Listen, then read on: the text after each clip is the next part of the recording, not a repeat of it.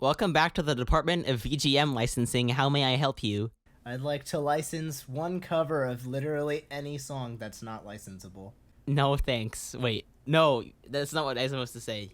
You can't. I'm sorry, sir. We cannot process that request for you. Or you'll say yes, and then in a week you'll be like, Yeah, oh, then shoot, we it'll be no, down later. Ha ha ha ha! You can't Yes, sell this that. this episode of WowieTalk is all about the mysterious world of video game music cover licensing, which is a topic that is not widely understood or covered by many people. It's but so important. Covered. It is so Cover a reproduction of the original material for parody or educational purpose. It is such an important thing to I know think I've about. gotten this question a lot in the last 5 months. Yeah, I'm sure you when have. I'm sure that being in charge of multiplayer 3 has really caused you to have to dig into that sort of stuff more. Plug. Absolutely. So why don't we take a wonderful tour back to the year 2013, and I think that's when it started happening, yeah, or when we first noticed it at least. well, that's when we started YouTubing, and one thing. I was starting in I started in 2012. I mean, I started in 2012 also, but we don't talk Yeah. about we don't talk about That's fair. That's Bob fair. Omb. But okay, so those of you guys know we're both video game cover artists, arrangers, musicians, and one of the things that we often hear about is, and didn't even know, is how do we sell our music? How do we create content and exchange it for goods? And one of the biggest things is, how does that process start? And it changed over time. So we both have used a service called Louder for quite a while, which is a big company that works to license your cover music in order to be able to sell it and give the original artist or composer their fair share, So Yeah, everyone... there is U.S. copyright law that I'll gradually be sprinkling this talk with some references to copyright law. Yep. But in the United States, there is basically for every sale of a cover song, the original composer must be paid 9.1 cents. I believe that's the rate. I think that's the rate, and recently we also have the Per new song. law, Per song. or yeah, if you create a piece of intellectual property like a song, it has to be available for coverage, and then this royalty thing pursues. So if I make a song tomorrow and you're like, I want to cover it and I'll pay you, it's not like I can just be like, no, because there is some. Well, I mean, ground. it has to be commercially available. Correct. And the usage, the reason why you make that cover, if it's for parody, you're free to do so. That's under both copyright law, and it kind of goes back to freedom. That's more fair use is kind of a Murky. vague world. But it doesn't apply that much to video game music or the things that we're talking about. I mean, it. Okay, so I have another topic that will go in to fair use a little more, but yeah. Okay, so getting back, if I wanted to 4 years ago create an Earthbound album, what I would just have to do is cite the creators and submit my music, and the money would be sent to whomever is the legal owner of Earthbound's music.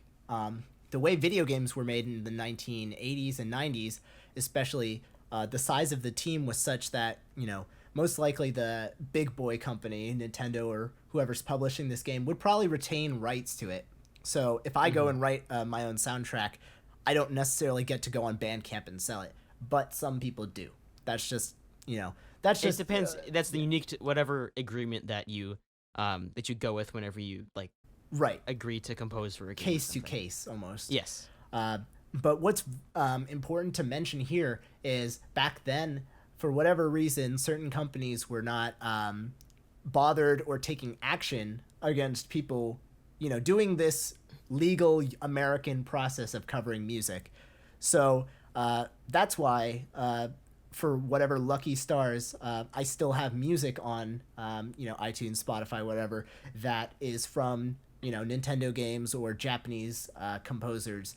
But now the process has turned into a little more vigilant. So if we want to make music, Carlos and I actively have to think, what's a song that has been legally released in America on CD for purchase, that will fall under this U.S. copyright law that lets us cover it, and then we will go to our respective distributor for licensing, like DistroKid or Louder or what have you, and then we will be safe to produce these songs. Money will go to the original composer, and everything will be legally sound. But what's difficult, of course, is what if you don't sell it? What if you just make a free album and post it on Bandcamp? That's different. That's different. Let me go back to the distributors. So what the distributors do for you is they obtain something called the mechanical license. A mechanical license allows you to, like, I'm not exactly sure. I'm not sure about. No, it allows you to buy a wrench and use it on your YouTube channel. I don't know. It has something to do with giving you the legal ability to like manipulate an already existing work and distribute it, something like that. I don't quote me on that. Wikipedia can explain it far better than I can. It does mean you can do physical sales and copies. It just falls under your ability to use that song now that you've covered it. So that's what the distributors do for you. They get something called a mechanical license. However, there is either a clause of that or in a separate law that involves something called a compulsory mechanical license. So with a compulsory mechanical license, if you cover a song that has already been released in the United States of America commercially, as Rose said earlier, then the original composer or whoever owns the copyright to that music cannot say no. Right. So that's why Nintendo typically will say no to distributing a cover if they can. So that's why most of our releases use this the terms of the compulsory mechanical license to get around this issue. However, we have noticed that most other video game companies that are not Nintendo, I haven't had any experience with anybody that is not like that shuts down music that's not Nintendo. Most other companies really either don't care or actually like encourage it. Like I know like Sega. Sega and Square are both like companies that openly encourage the covering of their music, and they even like there was that competition that like Uematsu did or judged or something. Yasunori Mitsuda as well of Chrono Trigger Crossfade. Well, that wasn't necessarily a cover contest. The Uematsu one was like, do a cover of this song at this tempo and this key, and you can do whatever you want. I think it's still kind of permissible. There was a Final Fantasy mini like TV series that got shut down because they didn't go through the proper licensing stages, but they're accepting of it, and that's what I'd like to consider to be a Western or even Americanized point of view that companies like Nintendo have not quite accepted or found to be useful. Another thing is, of course, Nintendo had that Mario video.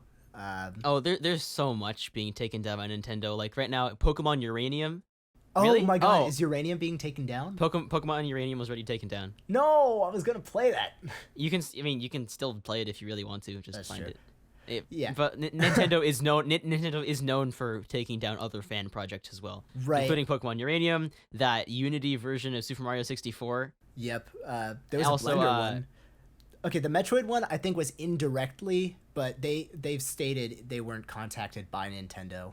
That was a very big misnomer, but there's no support for fan projects out of aside of the what's that thing, the Nintendo Creators Program?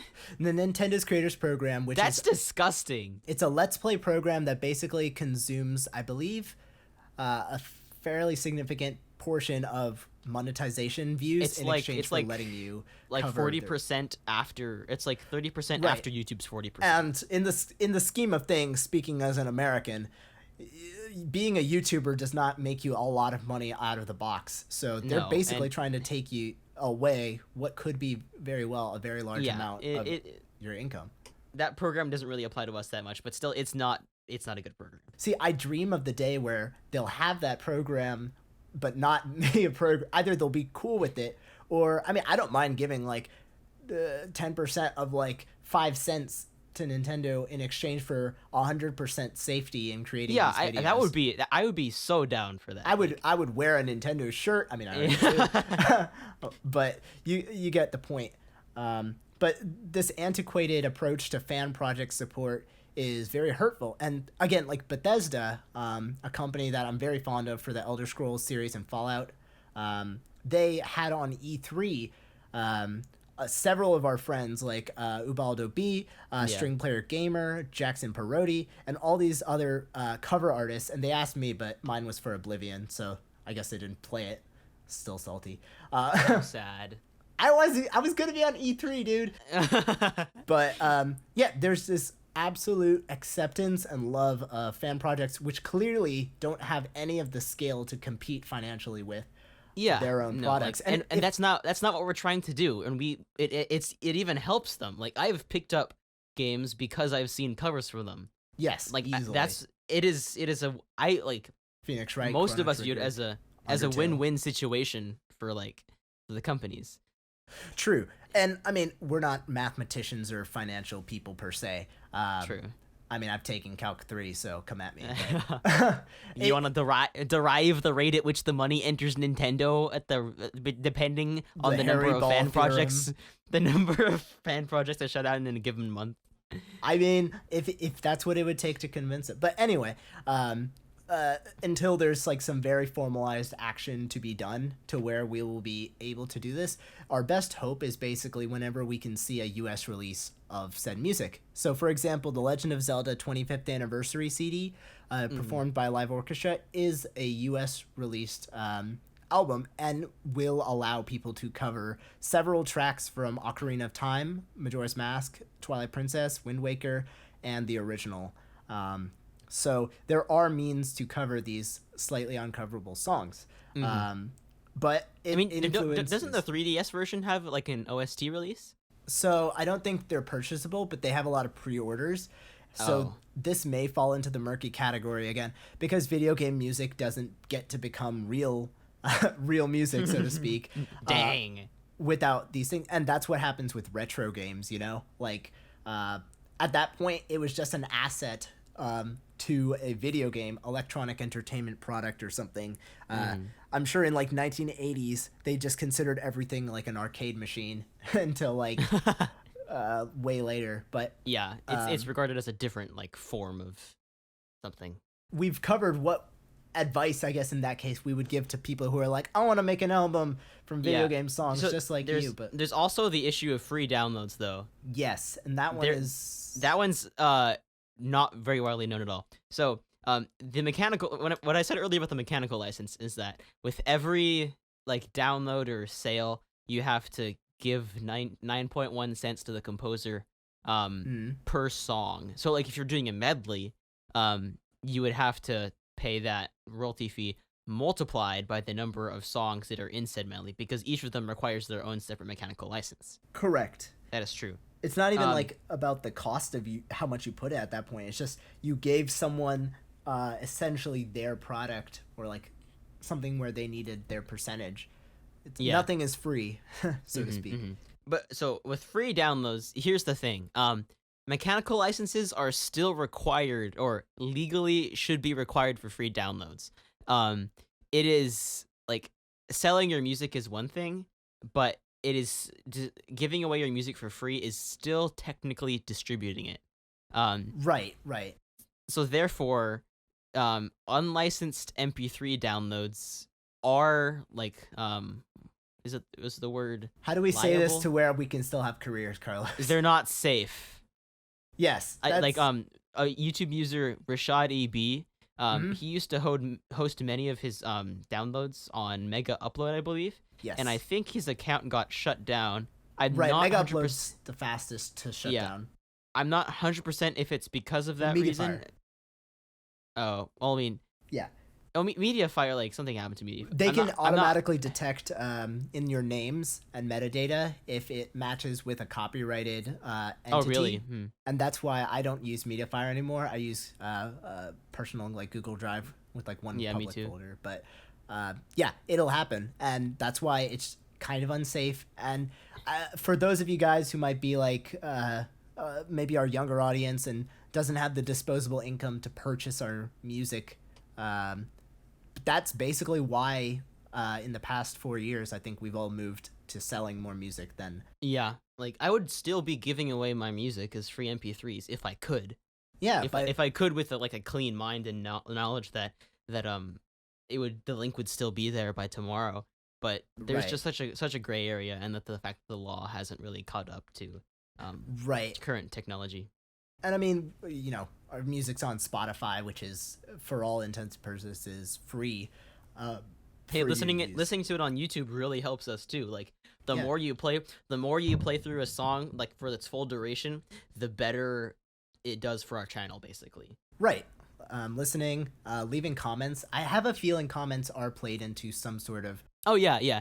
Or they just make us feel good. That's a whole separate episode, but it's so to lightly scratch the surface, YouTube has an algorithm similar to Facebook in which when your content is distributed to your subscribers, it goes to a couple at first. And for those couple of subscribers who engage on your video, or like within the first little bit of upload, the people that it's sent to really dictate how well the video is sent to other people in your subscription box. Right.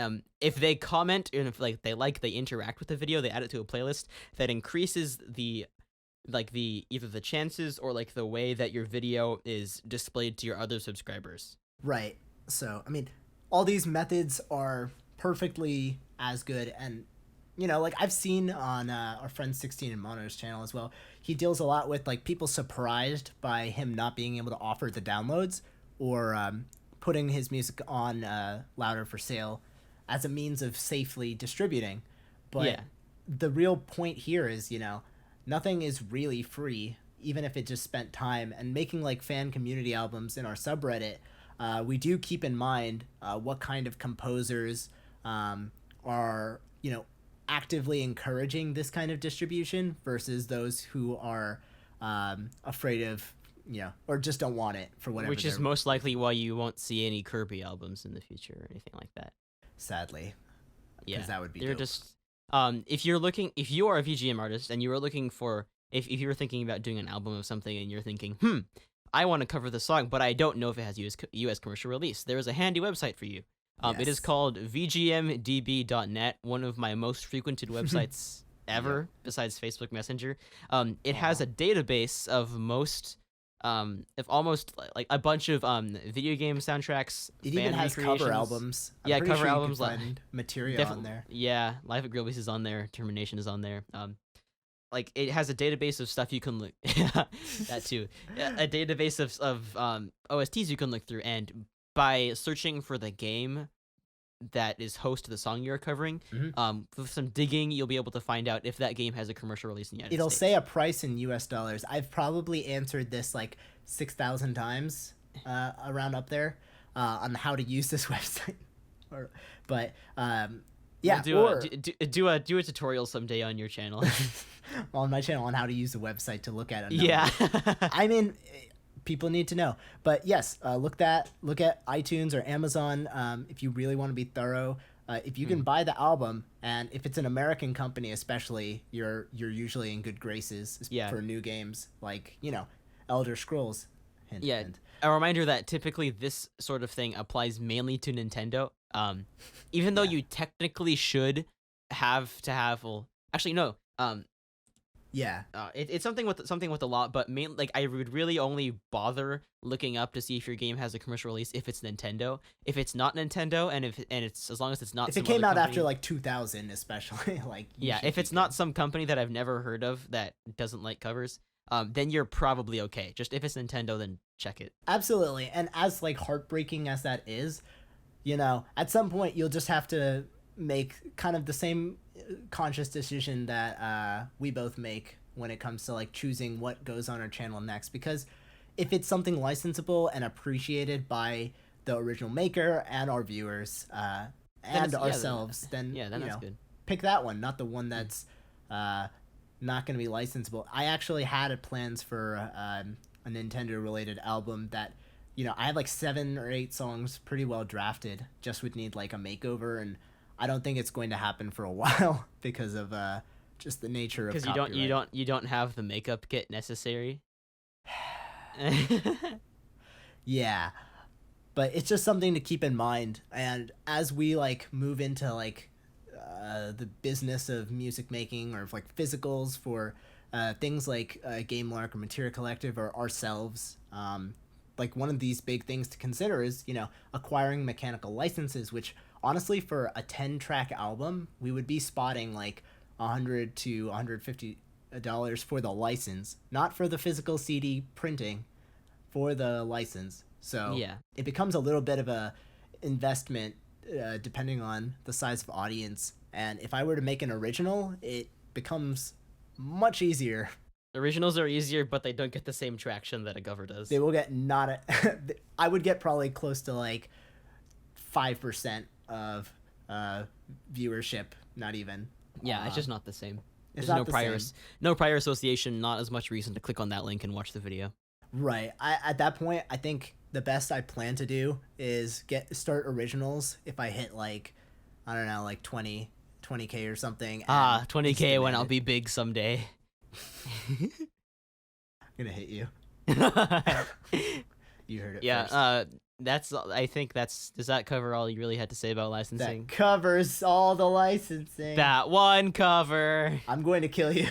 Hey, if you guys want to hear a great vocal rendition of a song, it's okay. Go to SwigglesRP's channel, and you'd want to search for a song called That One Cover, which he did at the beginning of a tutorial series. It is a musical number sung by none other than SwigglesRP himself. That's true. And somehow you will notice that if you have any chips in your house, they will be gone by the time the song is finished. Doritos, Tostitos, and Lay's. You don't get any better than that, okay? Okay. If you guys have any questions or like specifics about licensing, one, I plan on doing a video that goes slightly more in depth into this on my channel sometime in the future. But also just ask in the comments below, and we'll share our knowledge with you. And a very late shout out to Sebastian Wolf, a co-founder of Louder, and one of the most helpful people in the past 4 years for understanding music licensing. If it weren't for him, we wouldn't have Multiplayer 1, 2, or 3, or any of these big licensable albums working. He's like one of the co-founders of Louder, which is the service that we talked about, and that's where almost all my albums have been distributed through. Right. So, big ups for Sebastian. All right, friends. Goodbye.